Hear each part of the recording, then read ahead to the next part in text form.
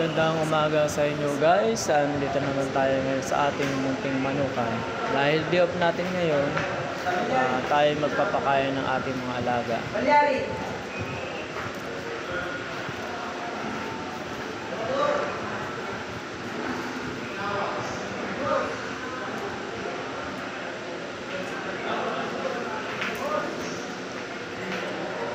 Yan guys, kita nyo mga nag-aabang na yung ating mga galang manok.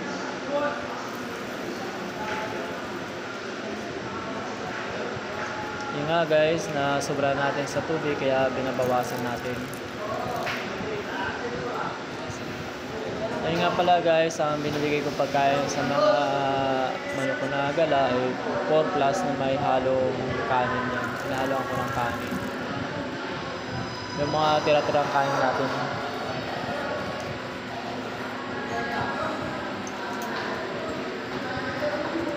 Uy!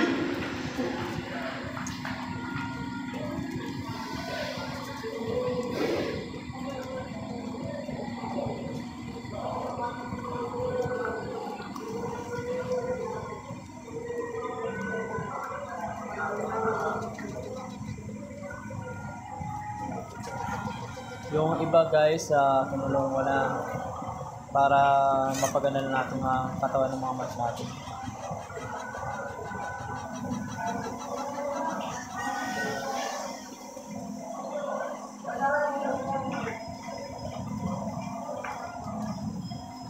Ngayon guys, tumigil ako sa pag-breed ngayon kasi lahat ng breed ko wala mga laman.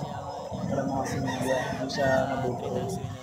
Kaya ang ginawa ko, pinili ko muna.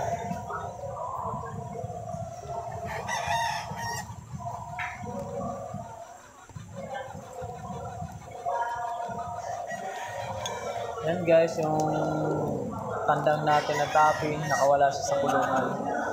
Siguro gutom na rin siya kaya lumabas.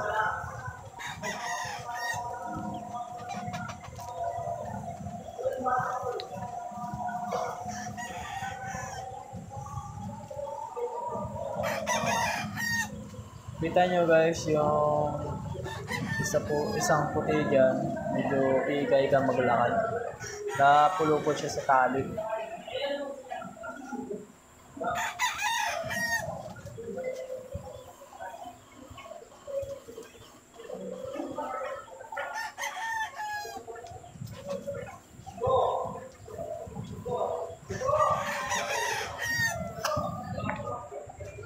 Sana nga makarecover pa yung puti natin, bumalik sa dating lakad yun.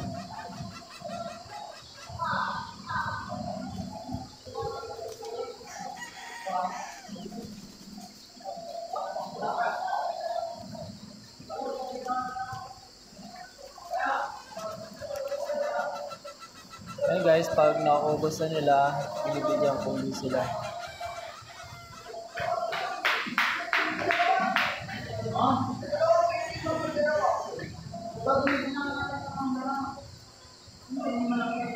Yan, pinapakain ko na yan guys.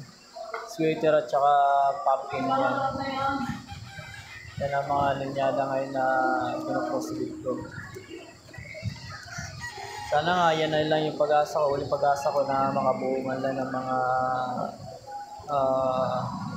binibreed ko ngayon kasi yung karamihan sira talaga eh. Ni isa wala nabuo.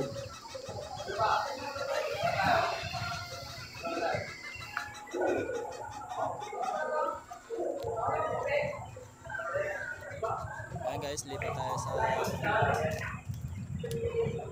yan guys, pag malalaki na yan mga yan, pag talaga formado na, mamimigay tayo dyan guys.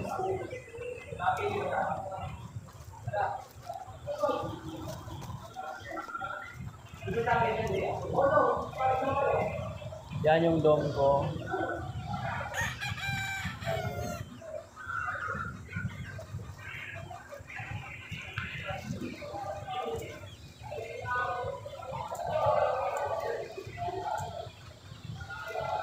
Yan guys, ganyan yung mga nangyari sa kanila.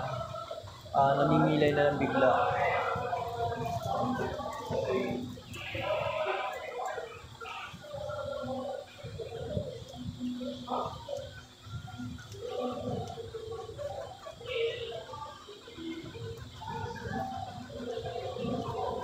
Sayang yung mga stag natin na namatay dahil sa sakit, yung bigla-bigla lang sa nalulumpo. Ang sa dalawang paa na yung nalulumpo sa kanila. Pagtapos doon, saka sila tingin ng himlat mamatay. Ginamot ko na siya kung ano ng gamot na ginawa ko pero hindi pa rin kinaya.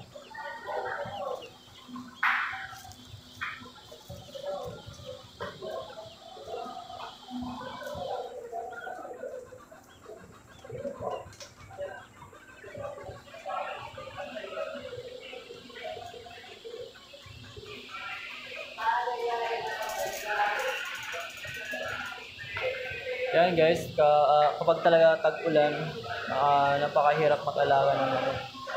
Kasi andyan yung tendency magkasakit agad yung mga manok natin.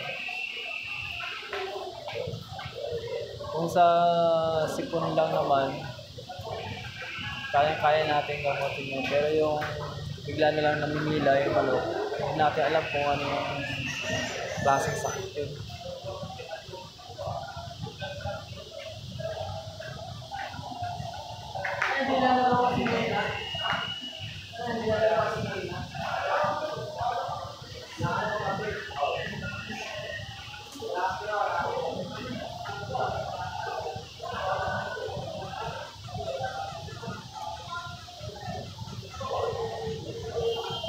Yan guys, kaya podcast ang ginagamit ko pa rin sa kanila na may kanin para bumilog pa yung katawan nila mag-spang.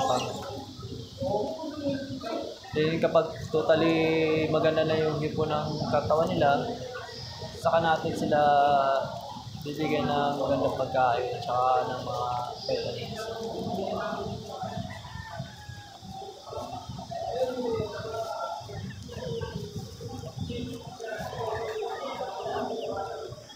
Yan guys, yan yung isa sa pinaka-paborito kong manok.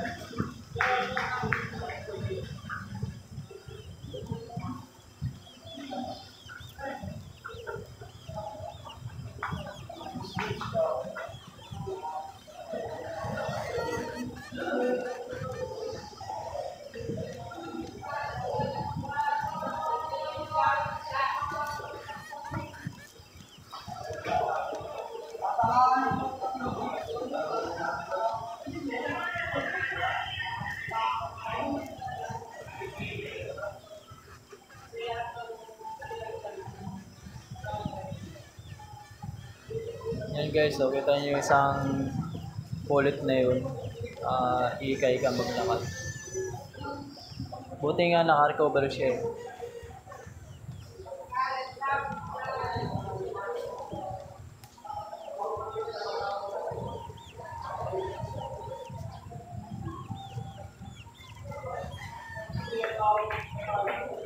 Yun guys, yung isa napilay na yung mga napapilay natin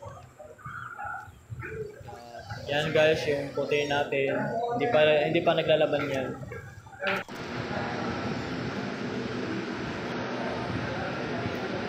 Yan guys, yung sinabi ko sa inyo kanina. Yan yung isa sa gusto kong manok. Napakaganda ng katawan niya, tsaka matangkad na manok yun guys.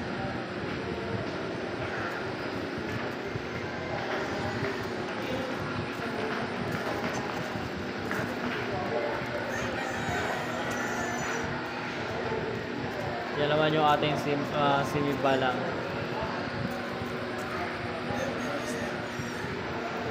Sa susunod guys, ipapakita ko sa inyo yung mga laro nila, kung paano sila maglaro. Ngayon, hindi muna natin sinasalpok yung mga yan kasi baka madala. Mayroon na natin patapagin yung mga yan.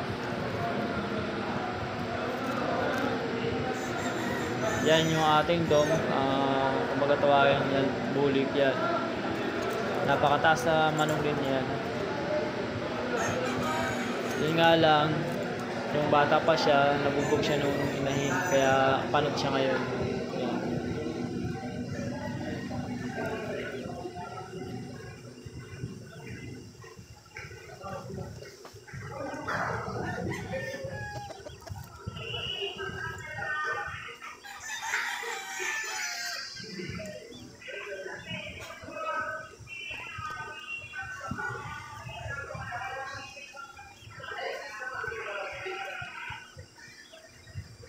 Yan yung ating puti guys. Yung white natin na yan, medium size lang yan.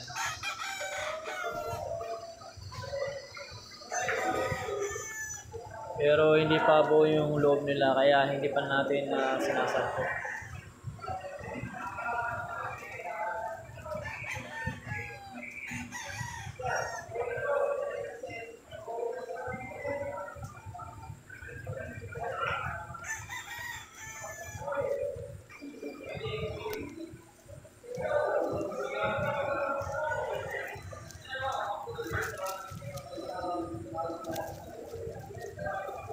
Guys, medyo mga naglalaban na sila.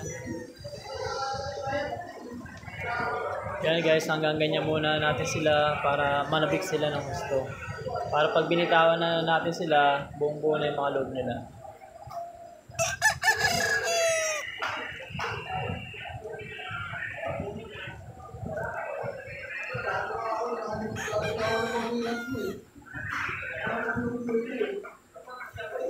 Marami tayong nakasalang ng mga inahin. Sumusunod yung pangingitlo guys, kaso nga lang.